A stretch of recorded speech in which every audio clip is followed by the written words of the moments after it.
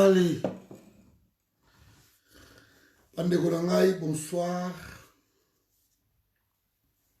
Mbote, jusqu'à vos amis, vidéo surtout. Donc, on est ensemble, partager vidéo oyo. Place aux alliés, meka, ou partager un bien. Tout cela, j'espère que vous allez bien et vous allez bien. Partagez vidéo.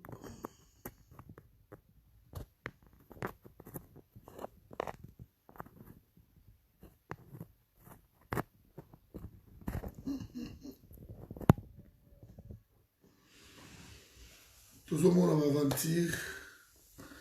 Bilomo bozolanda ngo bandeko na ngai, je problème il y a na ozomwa ba spam mike lelo na osala mwa ba mélange belé vraiment voilà. Donc vous supporter tout moi dossier moi dossier oyo ou même peut supporter muki bandeko. Je vais commencer peut-être par l'IGF na Tony Mwaba ba distraction là surtout Toyebi, mais je ne comprends pas non plus réaction il y a un ministre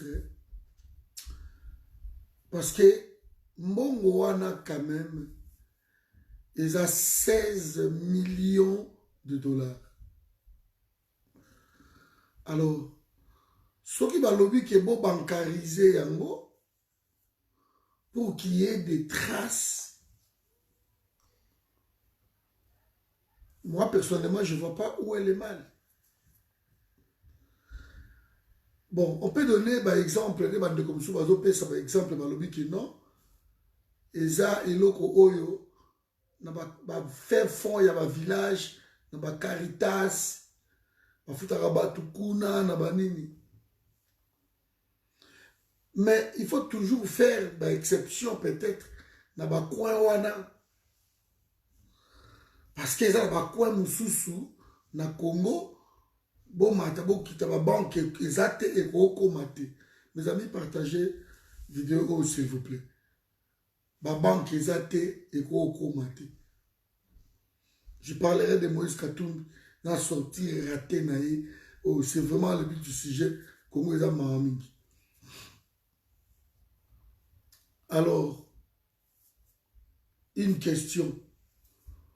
Mbongo wana eza 16 millions de dollars et c'est belé trop. Tia yango, yo ministre ya EPSP, yo mutozo gérer mbongo wana. Mais tia yango na banque. Ono nga fra misa mbongo, eza lango mbongo ba 20 dollars, ba 30 dollars, ba nini, tropé sa batu na maboko. Mes amis, vous allez distribuer 16 millions de dollars comme ça. Motte mon Ansouka. Vous allez distribuer, maman Fifi, bonsoir, 16 millions de dollars. Vous allez le distribuer comme ça. Namaboko. Et tu insistes. Naoki Félix Alobike, Tiambongo na banque. Toute personne a ça un compte en banque. Maintenant, tu as pour créer ce qui bancarisation. Si tu as une banque, c'est tout. Celui qui va recevoir 20 dollars dans le Congo, ils attendent sous. Allez, peut-être 40 000 francs congolais ou 42 000 francs congolais. Yannick. Bonsoir Yannick. Tiens, on a banque, virez-les, 42 000 d'ailleurs. Il y a des traçabilités.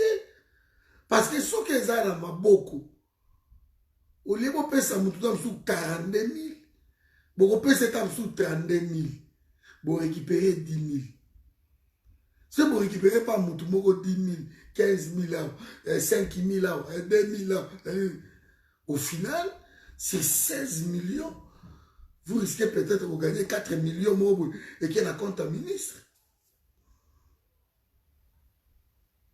Intention ya Kimoyibi, il faut qu'on se le dise. Donc, bankariser 16 millions wana futa bato bachef lié babanke ezali futa bato bato baana kula baana karawa basoki wapi banke eza na gemena banke eza na zongo bafungolisa bakonti na bango c'est mieux batambola 5-8 km azwi transport aye po azwa mbongo na ye na totalité nyonso ke bokomisela ye na village kuna po akoreklame te au lieu de 40 000 20 dollars na ye vous risquez kokomisela ye 3 dollars 5 dollars. Alors ça vaut le coup à déplacer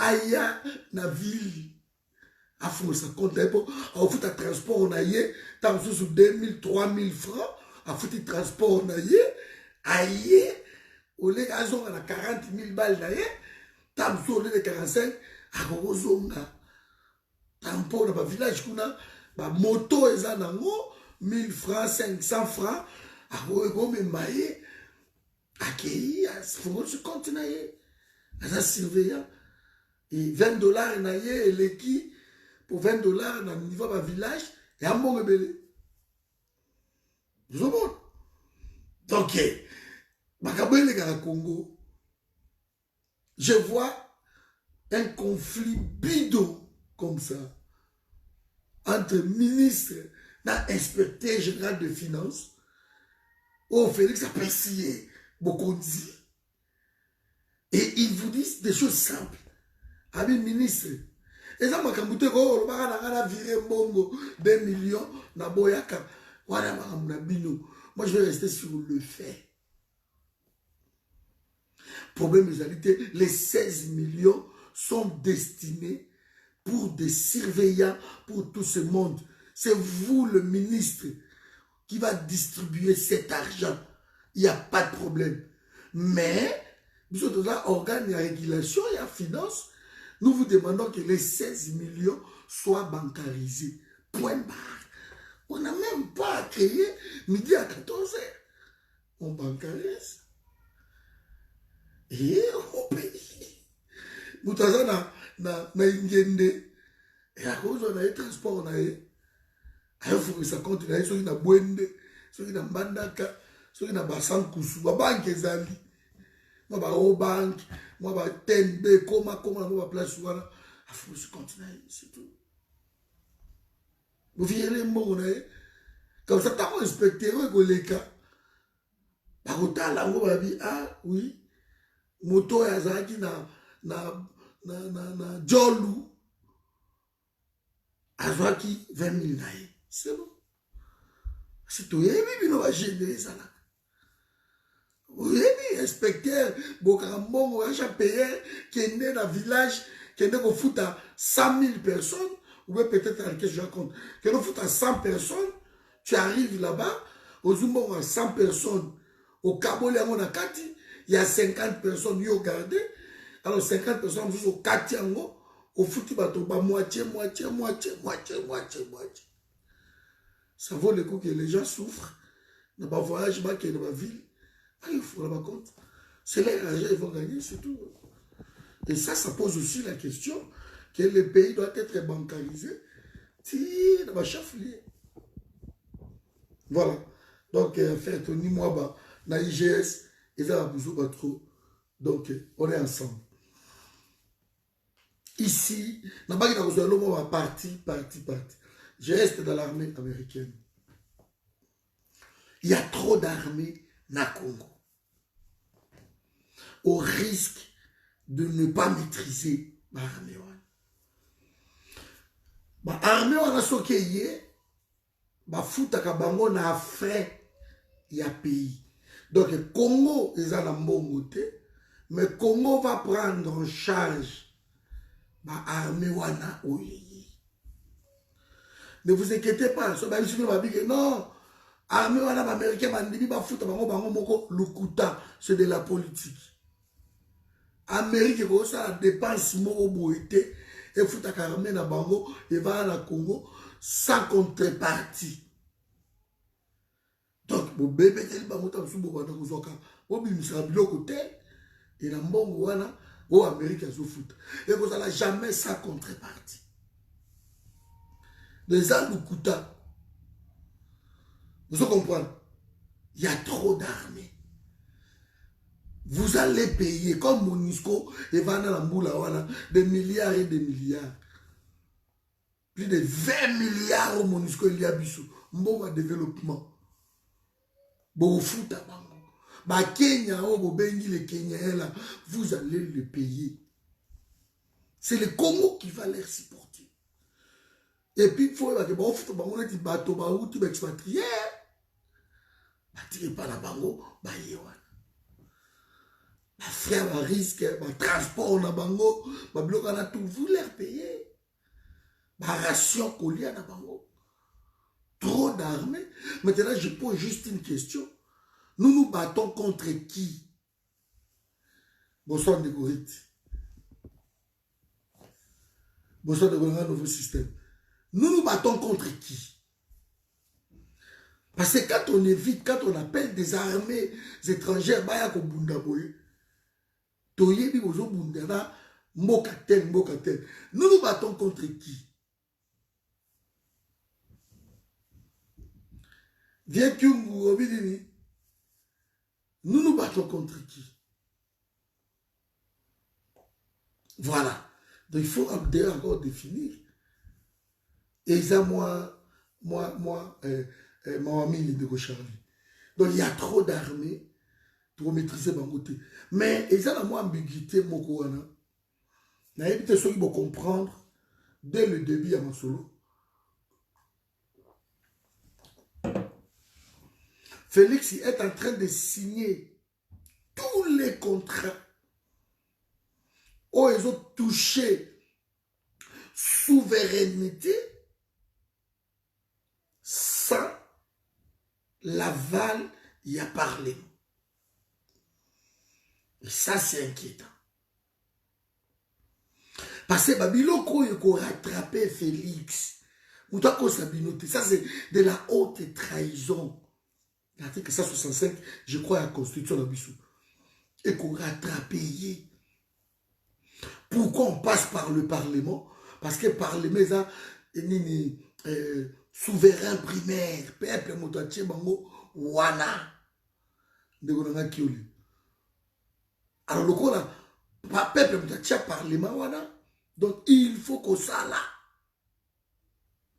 Ah, bande comme Mozambique, Mbote Nabino, na Sepeli, comme on a bino, on est ensemble, mes frères. On est ensemble, la diaspora. Il y a Congo, Babima, Bazana, Mozambique. On a un nouveau système. En tout cas, Mbote Nabino, on est ensemble. Merci d'être là. Merci d'être là. Pesa bande surtout dans Mozambique, Mbote. Bande ko boza bipai na bipai, boko mboka bozali. Et je vais vous saluer. Dans Mboka Nabino aussi, ça serait une bonne chose. Voilà. Donc, ma question est tout chacun, ma belle souveraineté à Mboka. Ma question est parce que par le Parlement. Parce que le Parlement, c'est émanation, il y a peuple. Félix ne peut pas engager les pays dans ma question sans le Parlement. Selon notre constitution, il est juste l'arbitre. Avant d'être après, il faut jouer. Dans le terrain, aligner bango surtout. Et puis, bonsoir de Christian, de tous les jours. On est ensemble. De Babylone, Kouana est au rattrapé hier. Ne vous inquiétez pas. Il est en train de commettre des hautes trésors. Pour ça, l'élection, ça va lui rattraper. Tant que aussi, ma corps qui m'a rendu ma côte, l'Américain, il y a l'ambiguïté. Et vous voyez, parce que histoire et Amérique, armée il y a américain, armée il y a américain. Bonsoir de Kopitu depuis Italie, Nzamba Pambola Bino, na famille Mobimba, on est ensemble. Courage qu'on a en Italie, na vacances na Bino. Armée il y a américain.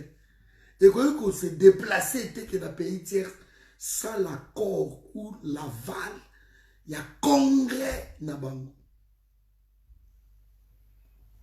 Et ça, on a raté. De ba oyo mai kamera ye na bango. Soki bango baza armée en mboka nini, je ne sais pas. Bonsoir moi Valérie depuis Bordeaux. On est ensemble. Là-bas il a cité bino so mboka na yo, je vais citer mboka na yo. Mais ça bande yo surtout à Bordeaux, mbote mingi. De armée, il y a États-Unis et déplacé à Kaboété. Les États-Unis que non le commandant suprême na bango a décidé armée qui est dans mboka tel et bunda te kuna ava armée na bango et bima. Ça passe par le Congrès américain. Parce que budget wana Congrès kototé ça passe par le Congrès. Et le Congrès donne son aval. Là le président peut engager parce que ça va Congrès, l'émanation, il y a peuple, il y a souveraineté. Mais armée wana maïka mère qui est bango aïe na bango wana banane. Est-ce que ça peut être armée américaine? Parce que les États-Unis, même les soldats moko, so atikali na mboka moko boy, Congrès autorisé, il faut pas que le kaba soit soldat wana bazo kisaye. Il faut pas zoyer bazo kisaye.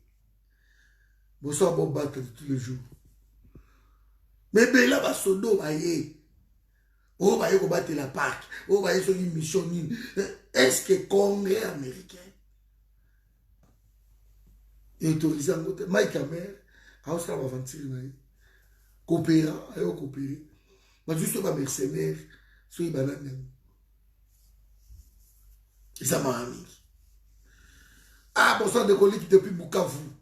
On est ensemble dans l'année inondation.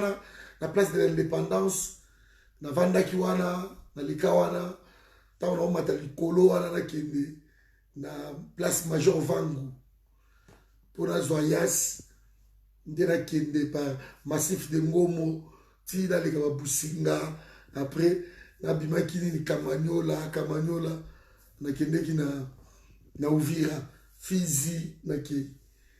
Donc je suis passé par là à chaque fois.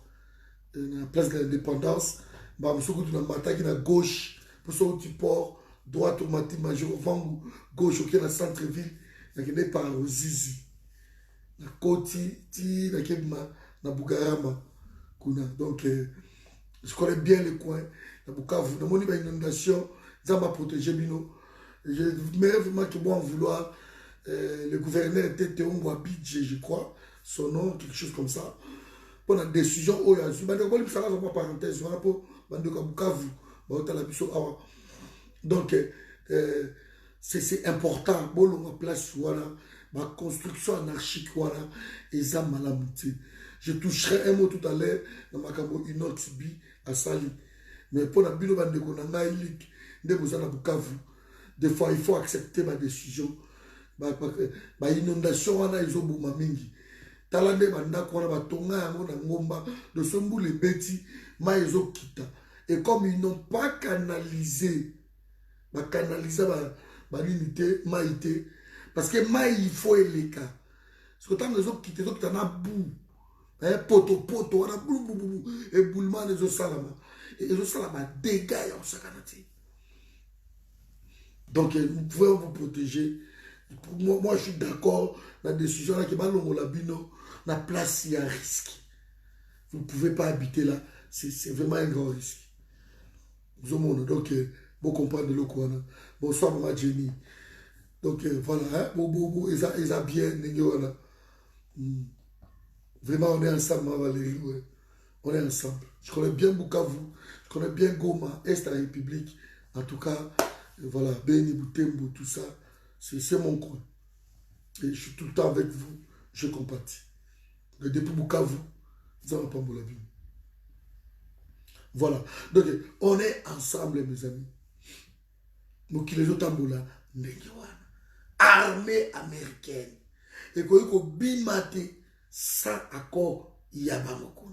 Souvenez-vous conflit, il y a Kameri, si on peut appeler ainsi, conflit bandaki tango armée rwandaise azokota sans l'aval ya parlement Kamere a crié na perchoir qui non écoute ça biso ba Kabila signé masolo na ba pousser Kamere ti alongwe ayo créer mtsena de gosala matin même na France pour armer na ba kende masolo libanda o ba beka tamo masasi na Libye o ba kende na Syrie ba wapi il faut parlement et siéger pour le convoi. Et par la biseau, Félix est en train de signer ses contrats en dictateur seul. Il passe, il passe, il passe. Et ceux qui bloquent les amas pièges pour naïe. Parce que pour eux, c'est le populisme, quoi. Le chef de l'État a signé, le chef de l'État a bien armé, le chef de l'État. Ça va vous rattraper. Ça va vous rattraper. C'est un piège. Un chef de l'État ne peut pas signer que les armées étrangères et contre un pays, ça, sa protection. Parce que c'est le Parlement qui doit protéger le chef de l'État.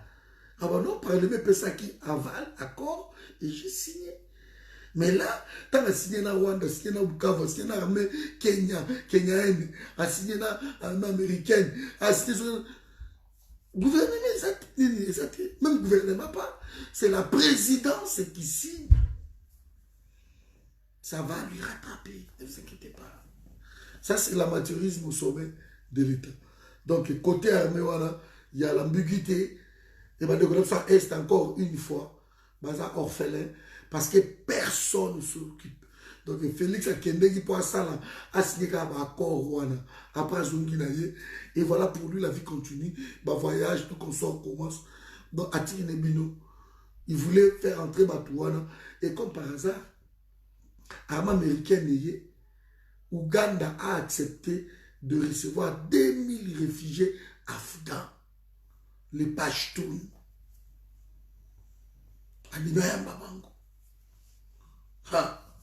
2000 réfugiés. Comment payer le col à Ouganda qui n'a rien? À 2000 réfugiés afghans. Bonsoir, maman Mireille. Vous voyez? Il y a la nuit sur roche. Il ne faut pas créer désordre dans l'Est de la République. Il faut que l'Est soit incontrôlé. Incontrôlé. Donc, Rwanda, Ouganda s'amuse. Il y a des réfugiés à Libanda. Bayaka. Ce sont des pays pauvres qui n'ont rien. Mais ils veulent que les réfugiés viennent dans la zone Wana et pas là-bas. Donc pour la banque, il ne faut pas créer insécurité. Heureusement, Liwa et Yaka, ils vont mourir. Les Congolais, nous sommes prévenus. Nous avons complot à la place Wana. Et ce n'est pas votre frère Félix qui est en train de vous aider. Lui, il est en train de signer, à Kangimi soit signé, il est en train de condamner le pays. Parce qu'on va finir par chasser tous ces gens-là. Le pays-là, ils sont normal. Mais à quel prix? À quel prix? Parce que c'est notre terre. Hein? Souvenez-vous des Kofou. Tokozoa, même un centimètre Tokozoa.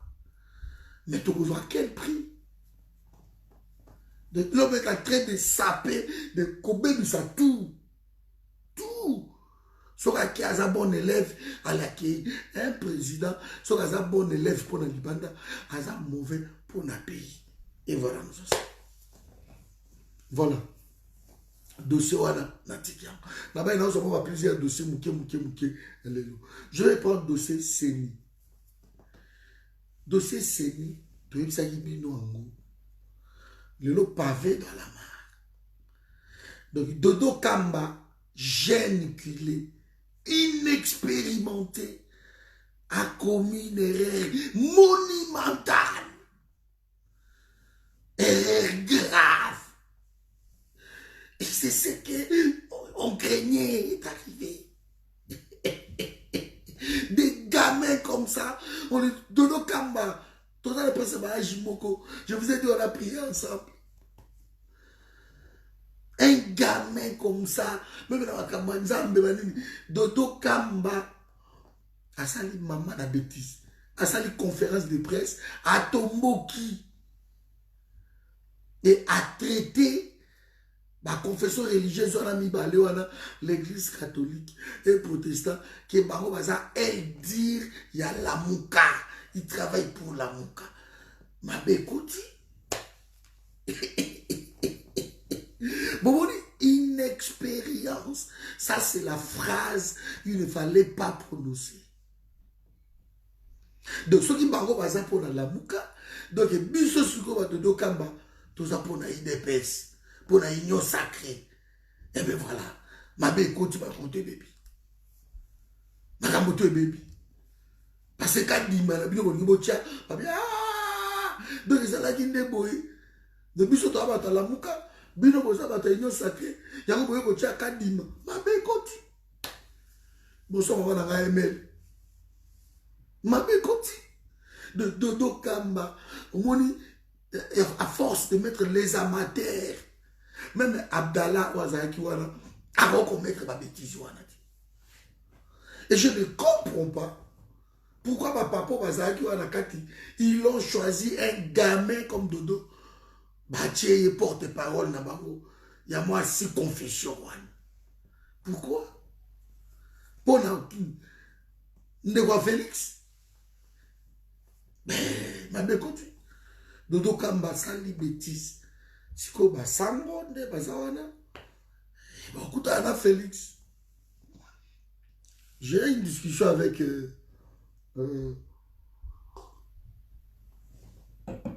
de mes neveux.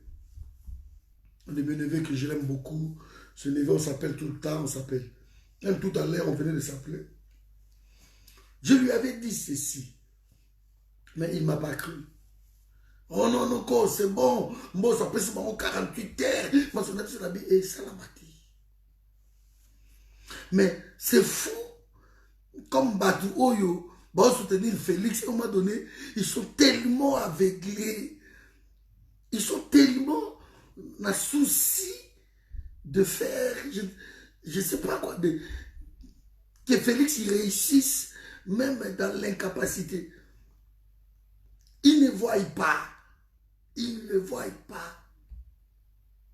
Parce, oui, c'est ça, c'est lui qui a distribué l'argent, merci. Tu vois, je lui ai dit, Dabi, Congo, depuis que le Congo est Congo, tout ça, là, cardinal et Chou. Ce sont des catholiques. Tout ça, là, cardinal Malula. Tout ça, là, cardinal Mosengo. Tout ça, là, Mbongo Bozongono.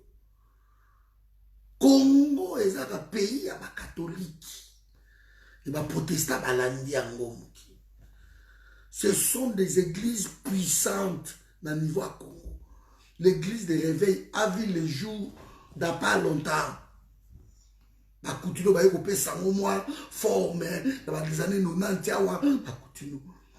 Mais les deux églises là précitées, ce sont des églises où elles sont vieilles comme le monde. Soit Patrick.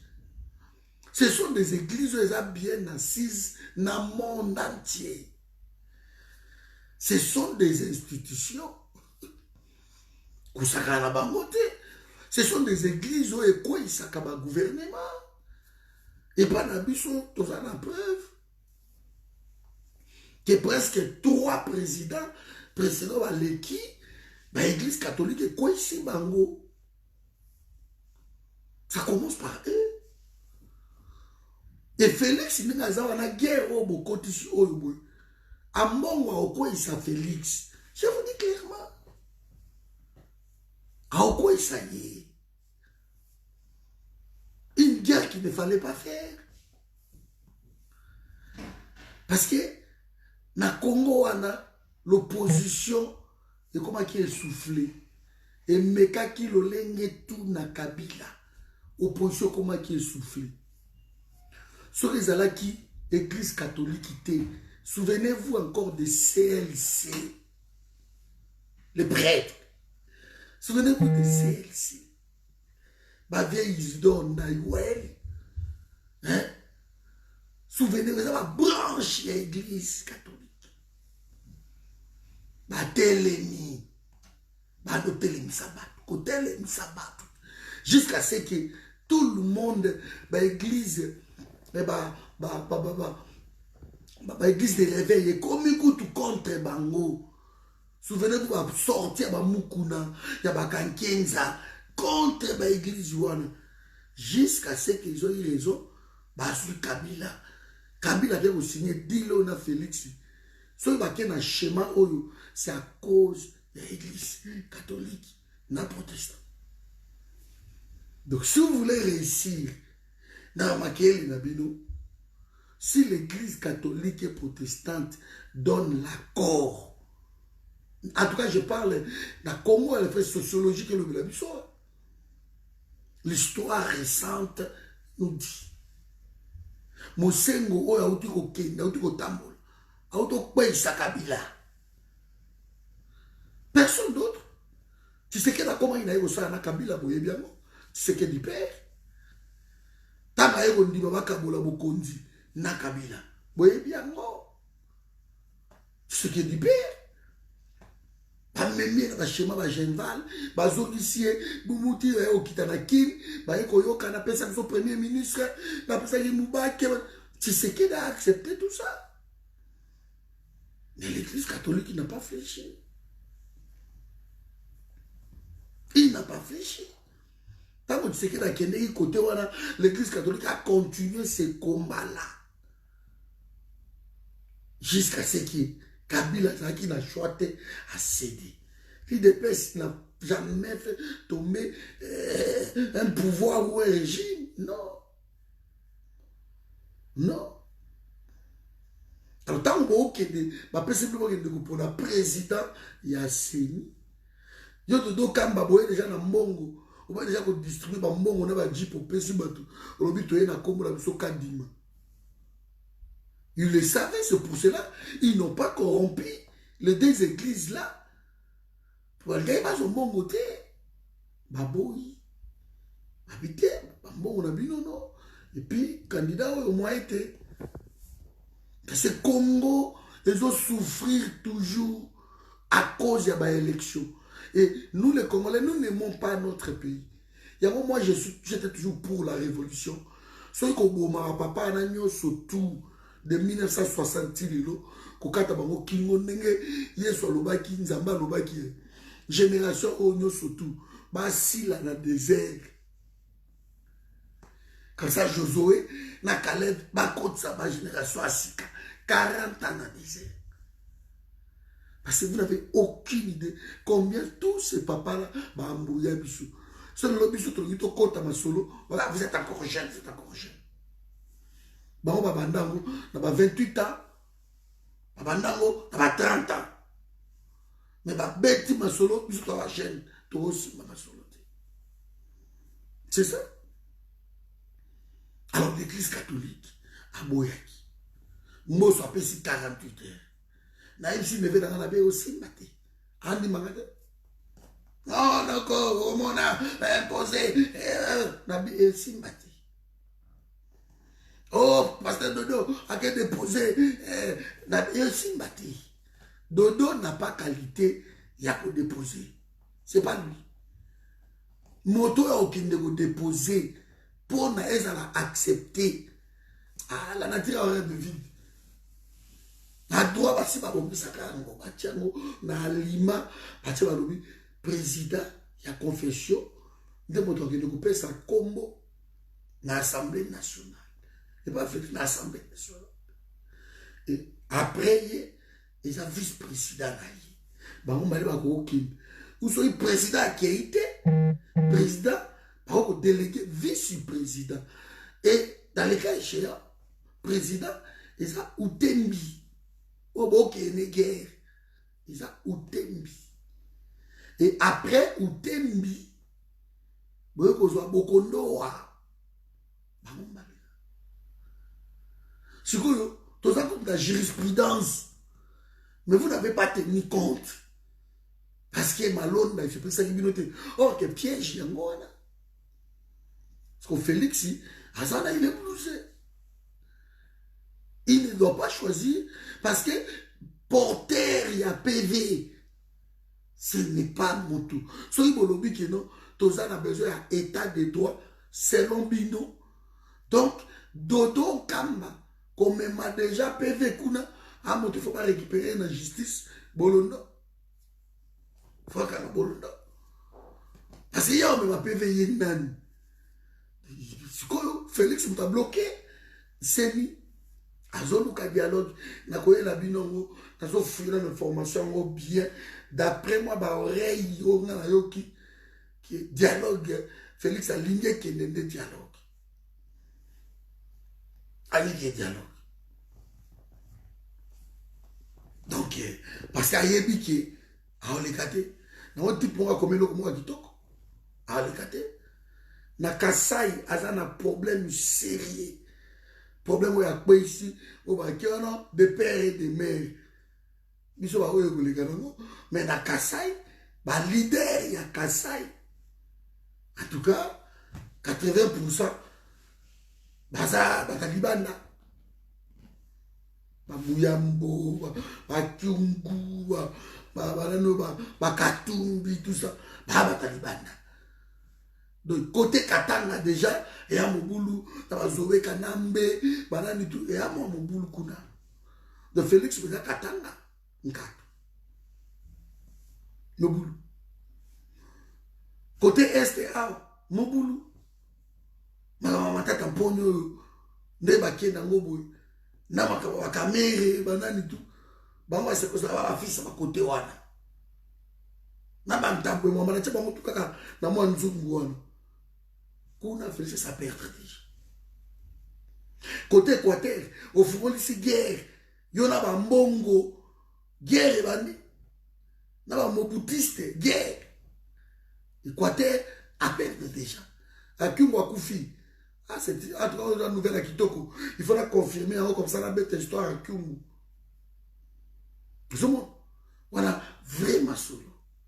Côté Équateur, aussi m'a dit. Toye Sikoyo, na niveau ya Congo central, Bandundu, Oyiba Bokonzi na bango. Bino na fayi la musique tukuna bozo potan. Oyiba Bokonzi na bango. Po mbalo ezali bango. Oyiba. Et le col Oyiba bango. Donc mabe koti. Kuno so perdre. Ce que na disasa. Nzalo eza na Kisasa. Mahamazando na bango kangi. Banzela. Ata ba toilette oyo Kabunda zotonga. Esa elokoti. Bonsoir mani na siloi. C'est nga. Et vous c'est elokoti. Ah, tu m'as confié c'est confirmé TikTok. Merci. Bonjour. Donc na minute on est tout ça. Mabe koti. Kyungu Wakufi, ce qui a solo, c'est un frère vérifiant. Et à part Kyungu Nenga Tamboli Boye, moi la Kyungu Auto Tamboli. Et Toyo qui c'est bon, bah info, que Koyo Bayaki qui s'assawana boye, Bayaki peut moins tonga. Ribéa, bango moi, Bayaki me logo mo boye. So les années n'y ont la boye, donc, a créé la guerre partout. C'est que il moko muto a créé un conflit wana parce que il est entouré par déjà conflictuel. Donc à Kabuya, comment Kabuya ko ozala buzoba. Buzomo. Baza toi la famille à Kyungu au Batambuli. Buzomo. Donc toujours kende malende. Au créer déjà un conflit partout. Nakini pe na naki Frankie Jongo.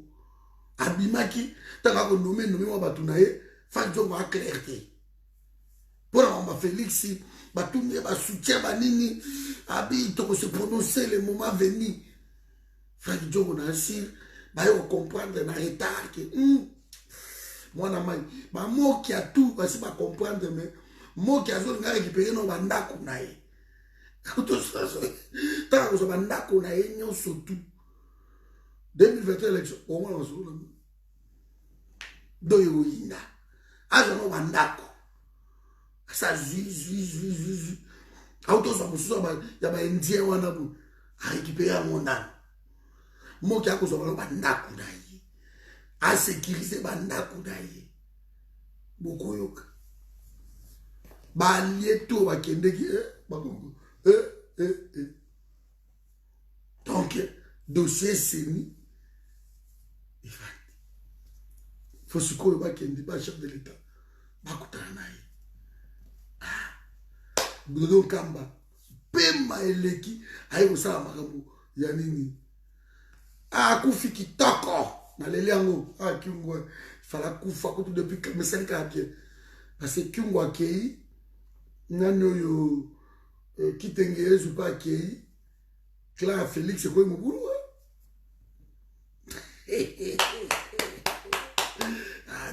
zabali ga bato bokosila Zobo. Siko na inaya. Je crois la bête pour un dossier belé. Na besoin oyo. Na besoin dossier inox bi. Moi na wana zambu to Goma. Inox akoma mona wa million na ye.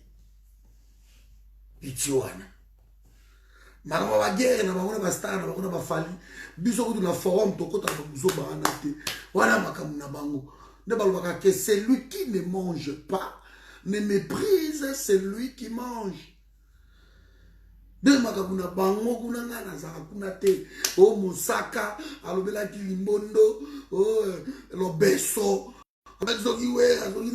c'est pas mon problème, c'est pas mon problème. Donc, tozo kende na babilo kuwana male. Sikoyo petit wana aloba ki elokoti inos bi. Na moni eka na photo moko na terre moko ya mulai. Mabaya na Congo ça coûte pas cher. Ça coûte pas cher. Mais c'est la volonté. Gouvernement wana bozui ba aide outi partout, des millions et des millions. T'as ba vantir au bosali. T'as ba vantir au bosali. Mais petit wana inos. Azumbo monaye. Ya ye propre. Aben makele tete ezala kaoto stay. Lokola za mwana ya kuna natif ya kote wana. Tere wana ya gaya ya vaste wana. Atongi bandaku na ye. Mais siko asali ya wana ba qualité ya bien vivable. Pecho na atambola kana ba poto na ba États-Unis. Pecho na kana ba Econ, pasta wana américain. Pecho na kana kana bango. Pecho na soka na France wana. Akuta kana batu wana. Petit wana hana mbongo na ye. Alors asali ba makambo na ye, mais c'est vraiment magnifique. Sikoyo gouvernement oli va s'inspirer de loko wana, mais les gouvernements ba comme ko menacer petit wana ke banda ko sali wana eza kitoko mingi ko eka gouvernement ba no menacer. Bon, le tumbango total, c'est tout. Bon, le bouka banda kouara. Mais c'est l'aberration. Oui, mon kilio yo. Mon kiletambo la kaboete bande konangai. Même ma poto oyo. Yo essaie de développer l'État pour développer la poto de surtout. L'État ça la kaba loi ou faciliter bateau, entrepreneur. Bazaka na exonération, bazaka na makambo ebele, bazaka na biloko ebele. Bango basala makambo wana, bonsoir spiritu. Basala ba makambo wana. Keno biso to tonga ba immeuble terre. Immeuble molai bo 30 étages, OK. To tonga moto tshaba nini, l'État koti wana na kati. Abi OK, lokola bo tonga ngoko, zo do sala boy, zo to kende boy. OK. L'État a appuyé et qui au terrain moko boy stade moko municipal quelque part biso mpe tolingi totonga yango tosala nini totiela bato ya quartier oyo stade moko ok l'état accompagné bino aexonéré bino ono nzela oyo autoroute boye biso tolingi tosala yango l'état ok c'est bon lokola bolingi toke nango ndenge wana ça a été toujours comme ça na monde entier ce n'est pas makambo ya Congo bino bozwi bamillion bosali bavantire na bino bozwa 450 millions mpona bandako ya bamilitaire bosali bavantire bandako ezopola na mwene ditu ezopola soki na lobito soki na bengela ezopola na Dar es Salaam bamilitaire ti lelo bazwi bandako na bango te bamilitaire congolais ko baapezaka ya bacongolais bamilitaire congolais mpenza baaka bacongolais bonsoir mame Elisabeth parce que soki ezali bamilitaire ya bapays mosusu nde basi bapeta bagénéraux wana boye nde makambo epete na kini mais baapezaka na 100 congolais même aza militaire mais kobanga o wana kaka ba 100 congolais ça c'est clair parce que bofandaka na bacondition moko désastreuse.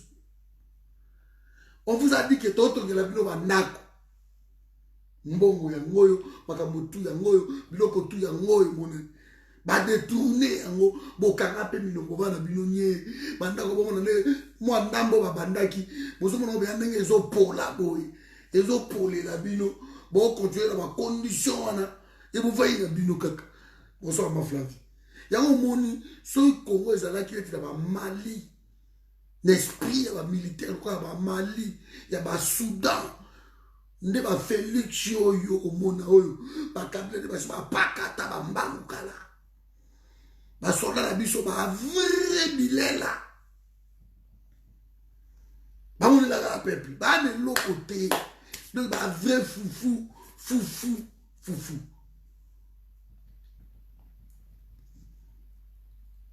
ba réclame de l'autre côté.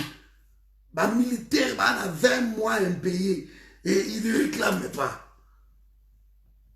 C'est ça le Congo. Mitenerie et ça a raté la Congo. Bavanterie.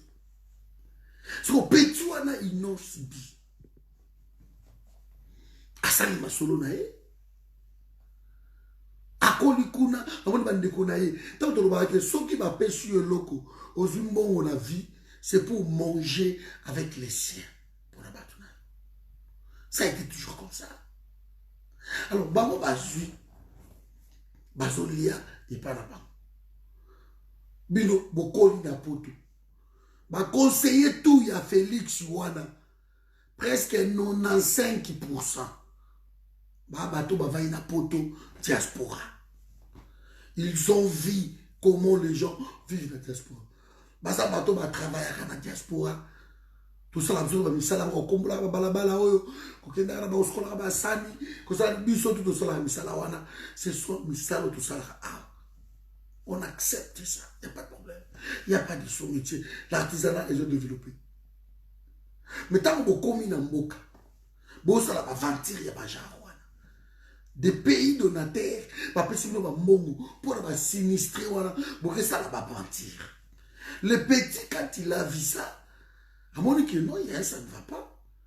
Alors, à son terrain, wana ya munene wana netiaye, brazo va retourner soki masangu soki non, à construire bandako ya kitoko pour na bandeko na ye ba fanda tisama. Ngai président, les petits s'est encouragé à décerner prix, médaille. Aucun musicien na Congo a salé le coup mwana wana sale. Aucun. Ba confié au couteau, ba ventiler ko ba couteau. Et pourtant, ba na mbongo au sakanate. Aucun n'a fait ça. Le petit quoi wana ya est épicier. Yama lobi nazongi c'est la bango. C'est toujours comme ça. Le pays t'a donné, toi tu donnes à ton pays. Mais bien le bongo bou. Bongo to ngablo moka mike. Est-ce qu'on peut dire mon sola kitoko? Nye. Bon, je suis beaucoup de mabe, qu'on menaçait dans ma téléphone, pour ça banda quoi boyer, il ne fallait pas. Le monde gouvernement banda iko sala, il fallait ça le gouvernement, il fallait un mbongo, gouvernement salango. Non. Il y a aussi mbaté inos, à sa bêtise ma solo nae, banda ka kitoko. Bon empêcher ce qu'on peuple à côté qu'on a la carte. Bon tout banda quoi la bobuka yango, ton di mabino. Bon mon peuple à est à ko panza bino, bon que ça va aventure.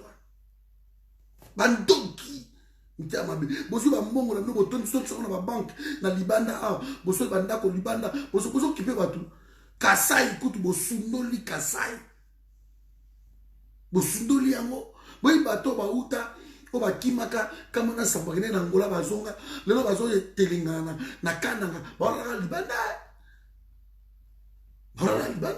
na kananga souffrance za kunza ya osakana te bozo kipe kutu te. De ce qu'on a Congo, on a des Nazaraboué, n'a pas ton coin moroboué. Je peux. Dans la natif, il y a Équateur, n'a pas de Équateur. N'a gongi, n'a le là, n'a pas, n'a pas écouté, n'a qu'à dans sous na ingende. N'a que ton va immeuble n'a pas cité, et ça n'a qu'à tia Congo, n'a tout dans la coin n'a mais il n'a sa salle. Il n'y a pas de problème, le gouvernement, il faut encourager. Batu Nengewana. Ça a été toujours comme ça. Le Félix, ça a hérité, même politique, il y a Kabila, qui est Moutoro, Bungisate, Orosa et l'autre Oro Kendibote, Libouro Nanzela Nayo, Oro Bungisangote, c'est ça. Il a créé des désordre voilà, partout. Autour, il y a Inos. Laissez Inos tranquille. Le petit a joué au Bapesa qui est, Nekonaye, a salé Liban. Botika Petuana, Avana Ikimia.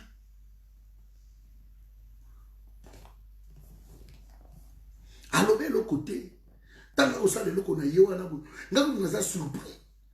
Et pourtant, forum, mais ça n'a goma. Je n'étais même pas informé. N'a qu'à moi.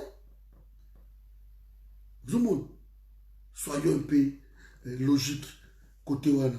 Je vais terminer peut-être parce que Marc Tango, ils ont belé. Je vais terminer peut-être par Moïse Katumbi. Je vais finir par là. Sorti mon corps raté. Raté. Naïbite ce bolandi Moïse Katumbi. Moïse Katumbi a sengi qui est tout tika kokanga. On sembla pour pouvoir user ça la mawana. Abibo tika ko traquer bateau bayiba na Congo. Parce que ceux qui vous traquer bango, peut-être que c'est pas voler beaucoup de Congo en danger. Et Moïse Katumbi plaide pour le Mamatata Ponyo, plaide pour le Badjon Numbi, il plaide pour ces gens-là. Bakaroubi, Banan, Botika Bango, Bazonga na Congo, Bokanga Moutute, Botika Bango. Sorti raté. Abia Kozala, élection présidentielle, il va se présenter. Voilà Makaba Bango là, Félix. Il va se présenter. Mais Naïbisio, Naoki, tant on a Tayoki qui parle dans le lobby, à chaque sortie, il y a Moïse Katumbi. Ils ont la Kabouzoba. Bourde na bourde. Moto ya Iba. Ata 10 héros ya l'État. N'a pas payé les gens qui se respectent. Moutouan ne faut pas kagayer. Azon sa 10 héros. Et on ne joue pas. Parce qu'on a l'argent des contribuables. Quand Katumbi plaide pour qu'on laisse des voleurs tranquilles. Quand Katumbi plaide pour que John Numbi bazonga na bango na Congo banane. Mais moi si à Chebea, à Kenda qui chasse la banane, pour la de la dossier wana. Qu'est-ce que tu vas leur dire? Qu'est-ce que tu vas leur dire? On sait que Félix est ami avec ces gens-là parce que les gens libres, ils calme, ils sont tango fort, ils sont moindo, de même généraux. Il est avec eux à promettre beaucoup de même salaire,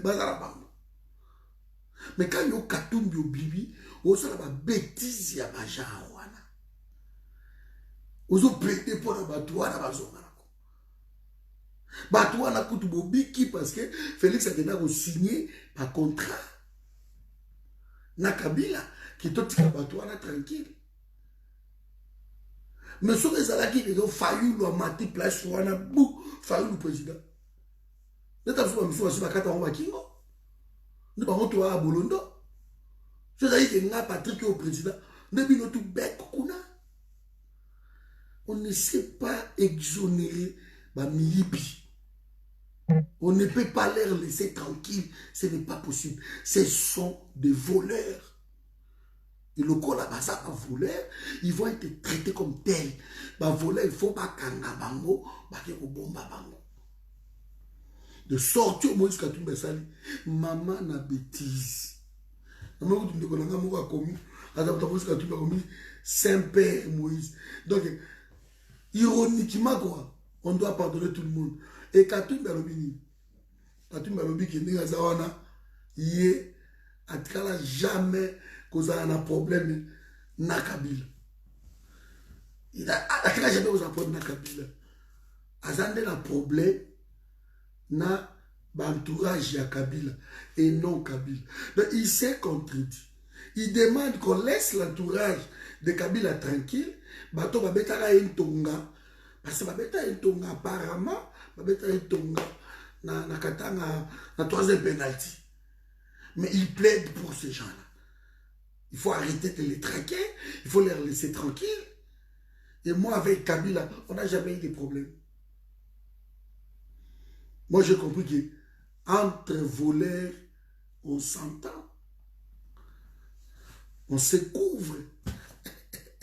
On se comprend. C'est entre voleurs. Qu'est-ce que vous voulez? Entre voleurs. Donc, à éduquer, ce qui veut pouvoir, il y a bien y vandi. Au traquer Katumbi. Enrichissement illicite. Au traquer. En tant que gouverneur, la loi lui interdit d'acheter des carrés miniers et de le revendre. Il s'est enrichi là, par là. On acheta des carrés miniers à 3 millions, il le revend à 90 millions, il le Katumbi. Vous avez côté Madame Getler, ils ont Katumbi. Le Madame Getler, Mangindi, ils ont Katumbi. Baziz Agloumas, ils ont Katumbi. Il y a 20 ans à Kabila. Soko Tali, 20 ans, 18 ans à Kabila. Tala 8 ans, il y a Kabila, ou à Liboso. Na tango Katumbi a commis gouverneur ya Katanga.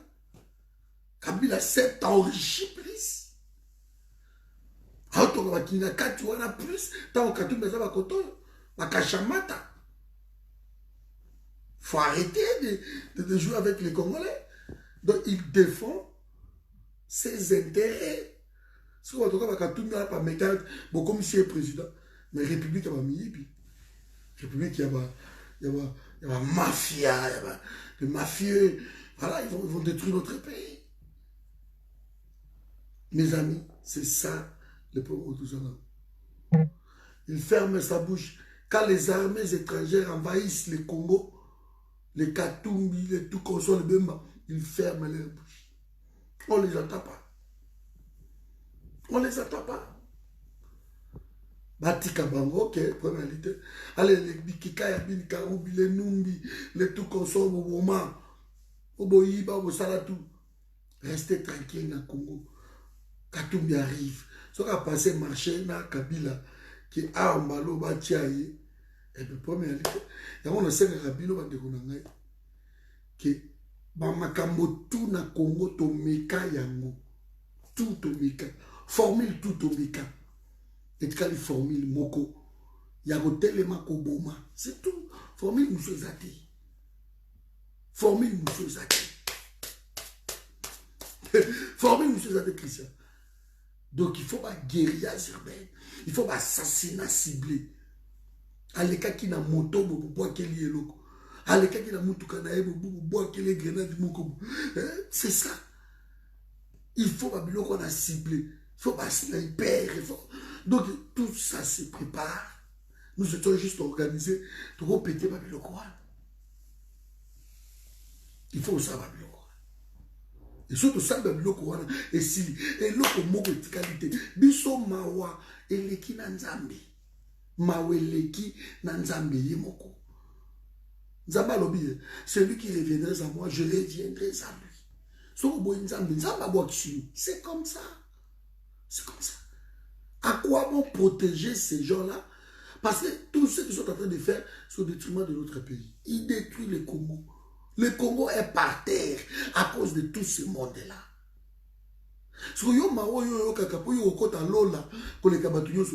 Moi, je suis tout. Bangelou, Fotozela. Bangelou, Baokita. Baroya. Alors, Géazi, Alléluia, Kobotama, Aïe, Sanzambe, qui non, Élisée, Nzambe, Fungola, Géazi, Missou, Amonaba, Angelou, Nebazingi, Congo. C'est comme si Congo n'est pas Nzambazaka et Congolais. Vous vous trompez. Pays à ma belle loco là, on sait la politique à beau soto dans le monde, le quoi Israël, et ça et ça Nzambe na Israël là, Israël là au monde les simbi mokili mopimba, touché kaka Israël, ok. Bato ba déjà ka monde yo, ba famille puissante na ya mokili yo, ba mo presque tout ba d'origine, ba juif. D'origine juive, presque. On a américain d'origine israélienne. On a allemand d'origine israélienne. Ils ont bango. L'élection, tout le monde entier, ils ont contrôlé qu'on a à Tel Aviv. Tout est van centre Zali. Médias, tout le monde, ils ont contrôlé qu'on a. Ils vont vous matraquer, tout contrôler.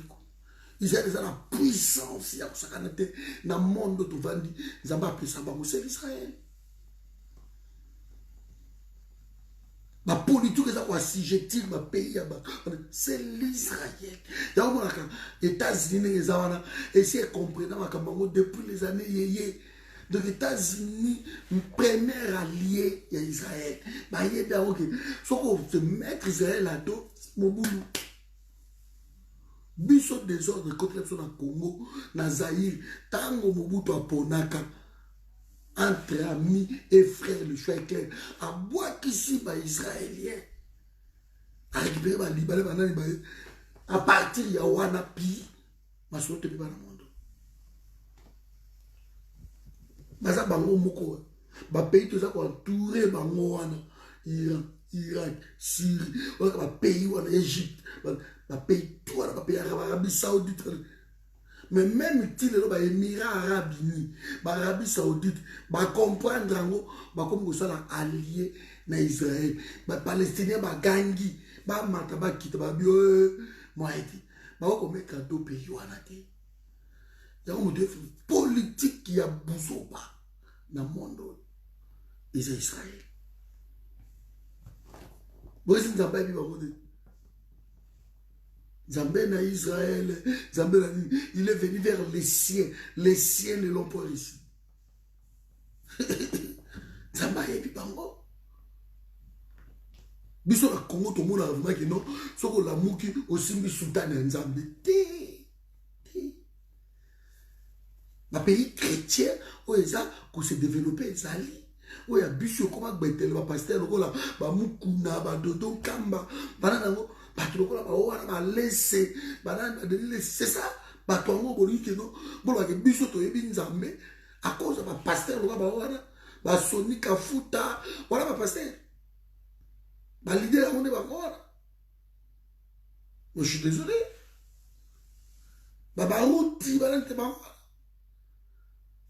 Je suis désolé. Nous devons changer les choses. Nous avons qu'au quitter. Nzamba kokitate. Nzamba okitate. Car au sunga bato. Que nzamba akiti, akiti, atie ba angelou quelque part, ba angelou bazuma mimpanga, ba te ko bunda côté là. Et ça la makate. Nous devons nous défendre.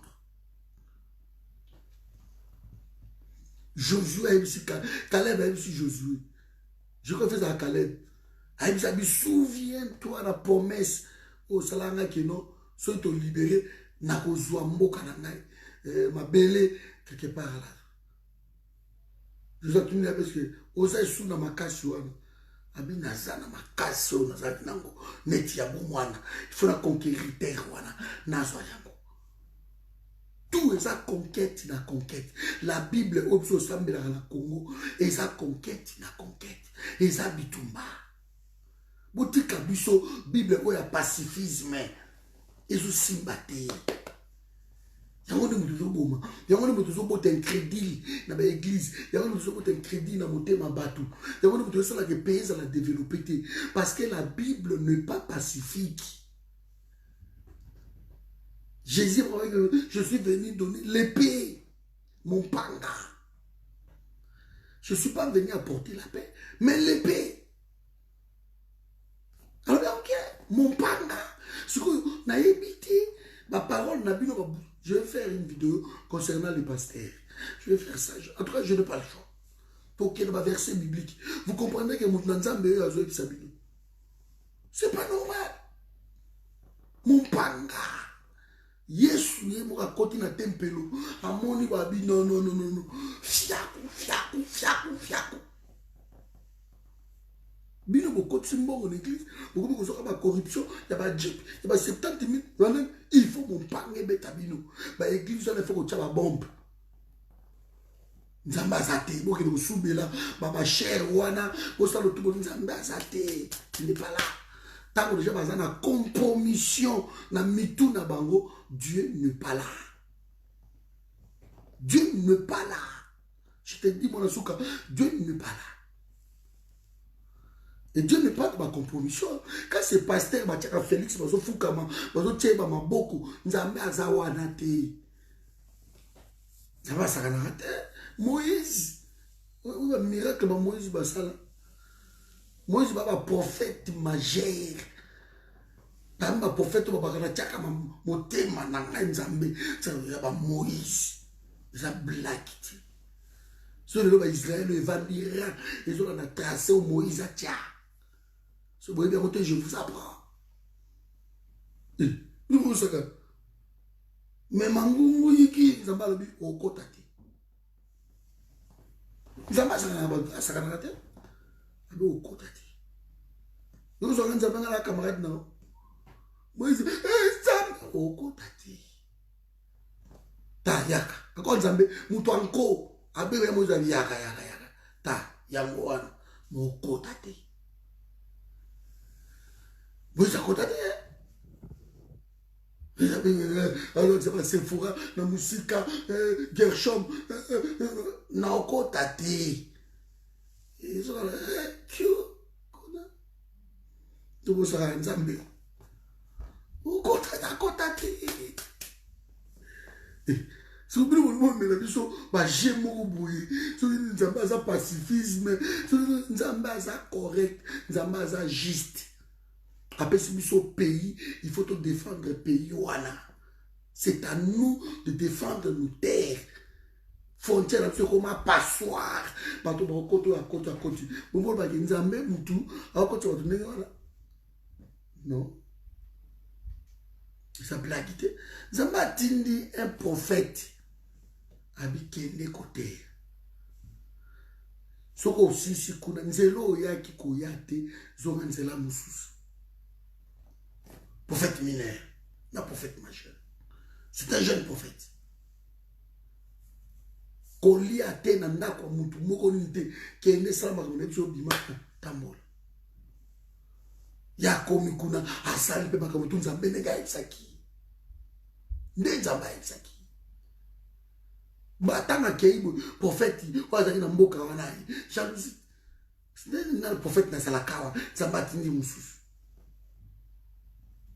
Obulu kelanga abino ngabe na prophète mutu nzambe nafana na mboko yo ndeni ni oye ogole kabote ono nzamba lo bakela ngape na prophète lia makamutu alie asepel makamutu azotanga okende bu nzamba bina etsa ki onga yo kate allez balio babma baliai no franza C'est pas ça, camarade d'Abissoté. Alors, quand je vois des pasteurs, à Télémipé na chair, à Zokosa na Kombo Nzambi, message ici, là, et comment beaucoup de voyages, beaucoup de poteaux, de bénédiction, comment poteau, ça symbolise la bénédiction. Des conneries. Parce que nous avons un pays riche et ils ne veulent pas apprendre aux gens comment s'enrichir dans leur propre pays. À miroiter, ils sont gagnés au Bima, qui est dans l'Inde, qui est dans la Chine, qui est dans la France, qui est en Belgique, qui est en Afrique du Sud. Non. La terre, elle est sacrée.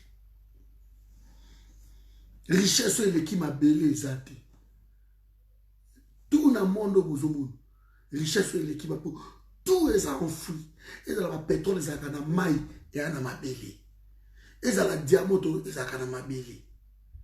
Oh, tout le coltan, namabélé. Tout est en amabélé. Et au finish, ngaï na yo, tout ça amabélé. Tout ça richesse au sakanate. Mais il suffit qu'un contact, il y a ngaï. Namabélé, on écoute. Tracouer l'équipe de réduction. Il faut juste savoir comment exploiter la Béléouane. On ne le sait pas. On nous cache tout le temps des choses comme ça. Mais on va nous miroiter des bêtises. C'est comme si, surtout Vandi, qui vous dit ça? Les musulmans ont 4 femmes. Qui vous dit ça? Kobota. Qui est dans Inde, qui est dans Basi Kobota. Boké pas nga botisi. Kobota est un miracle. Kobota est normal. Les îles fait de telle façon mes disciples. Et ça ordre. L'ordre n'a jamais été un miracle. Arrêtez d'embrouiller le monde. L'ordre n'a jamais été un miracle. On vous dit, allez partout, le monde entier, faites attention, mes disciples. Et ça, miracle était. Et ça, miracle était. Allez, boya awa. Soyez féconds. Remplissez la terre. Assujettissez la terre. Ce sont des ordres. Et des ordres, ça s'exécute. C'est tout. Maintenant, nous, on nous prive, on ne veut pas nous montrer façon dont nous allons exécuter ces ordres-là. Il suffisait seulement de l'exécuter bien, même au Vandi, na idiofa, au Nginda. Et on a arrêté, bah village, on a Nginda danser. Dans le village, on a biso tout ça, bah étoile, minzoto.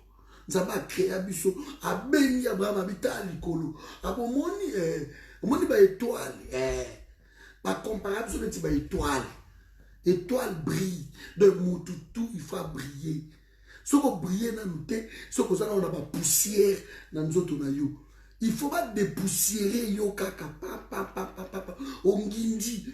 Alors arrêtez de courir derrière des prophéties bidons parce que vraie prophétie et ça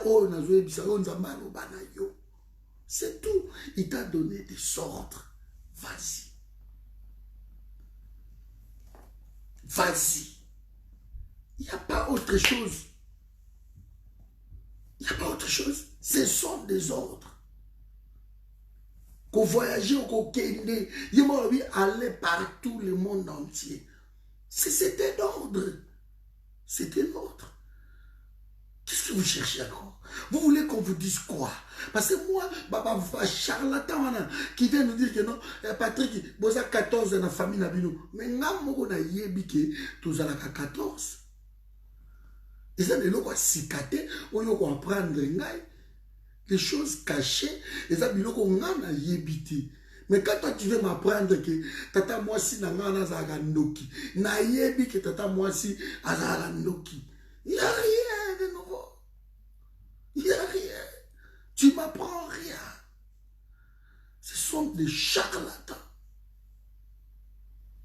Malgré télévision mugisha soki mugisha azoloba serre place ozali wana olate sous-vêtement ya rouge pasteur ayebi ndenge nini yo moko oyebi kozala sous-vêtement rouge.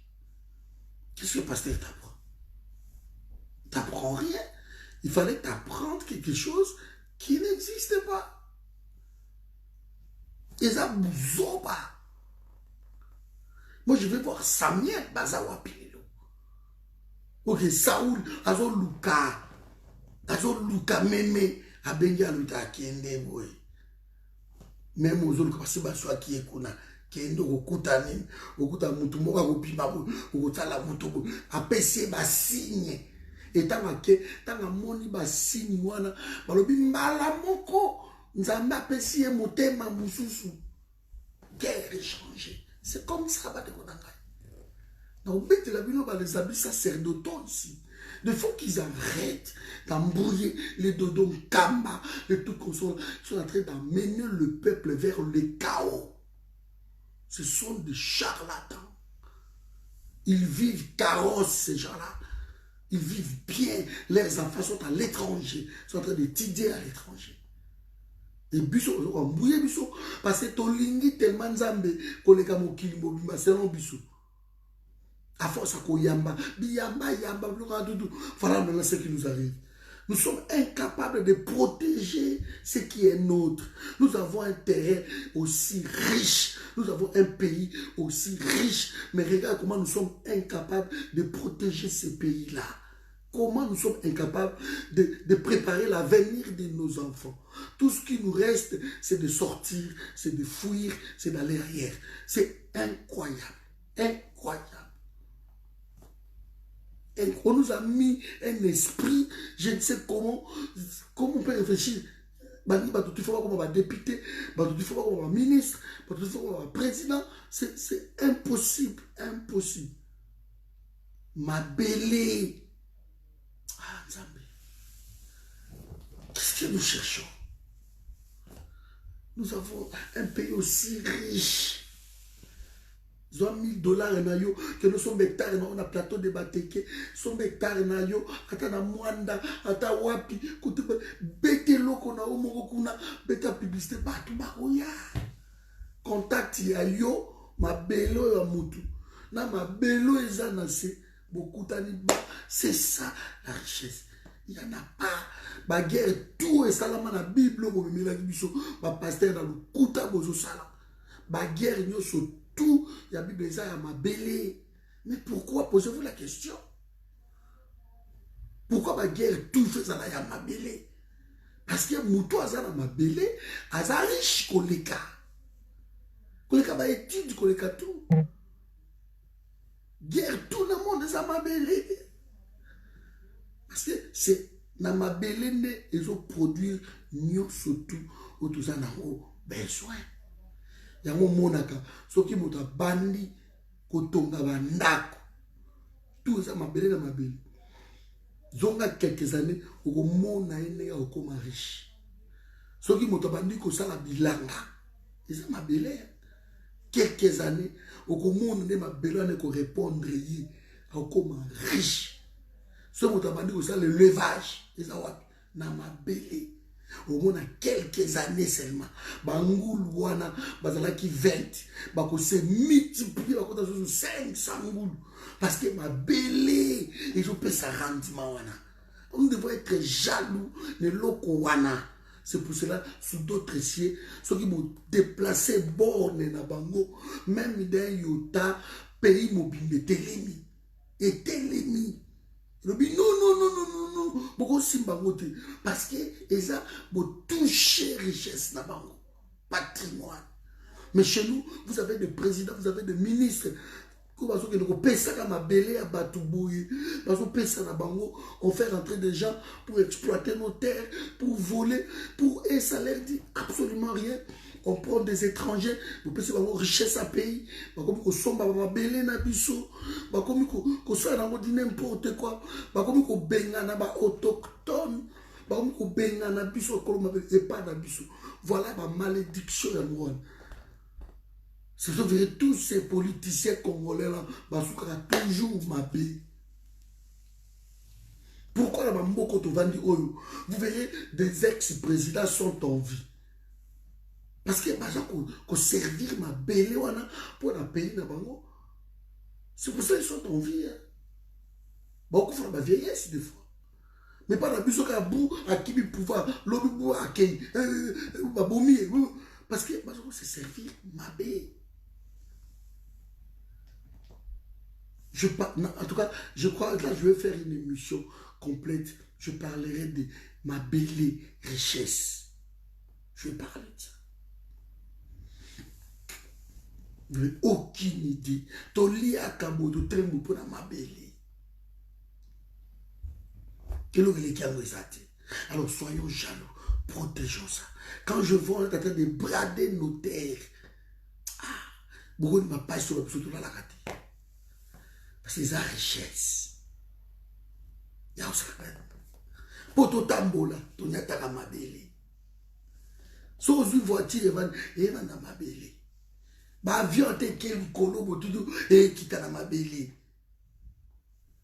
Tout est à ma belle. Pour immeuble et tellement, ma belle. Richesse sur les camons athées. A to tamboli na mai. Ou suka na ma belle. Mai botama mai. Na se a mai kuna. Mai eza likolo ya ma belle. O rivière. O kita na se a rivière. Ti na suka kulu mo no perforer ma belle. Et ma belle de richesse ma ibandi. Ata ma ezali 20 mètres, 200 mètres de profondeur. Et ko kita ti na ma belle nango.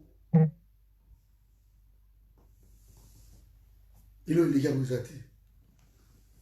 Voilà, donc, vraiment qu'on arrête d'embrouiller le peuple, qu'on arrête de nous déranger. Protégeons Otosanango. Alors, pour qu'on protéger le Kouana, c'est normal. Parce que ça, il y a biso richesse. Et quand on veut toucher richesse,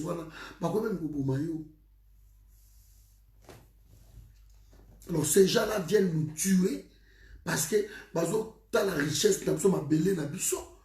Et biso to lobi to bon parce que tu sembles tellement, tellement nzambe. Et voilà pourquoi nous souffrons. C'est à cause de ça. Et nous sommes des apatrides partout. 4 500 000 apatrides na mboka na bango moko. Personne ne tient compte. Personne.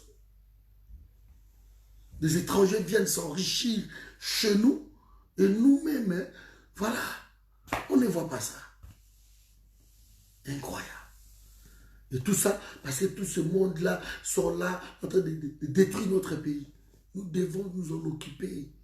Ceux qui même, il faut le faire pour protéger ma belle. Si mal est Israël, là, on va pas bien. Si mal est Israël, on va pas.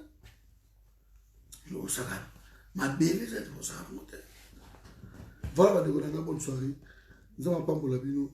Celui qui m'a confié, je suis content. Totalement. Ingrid.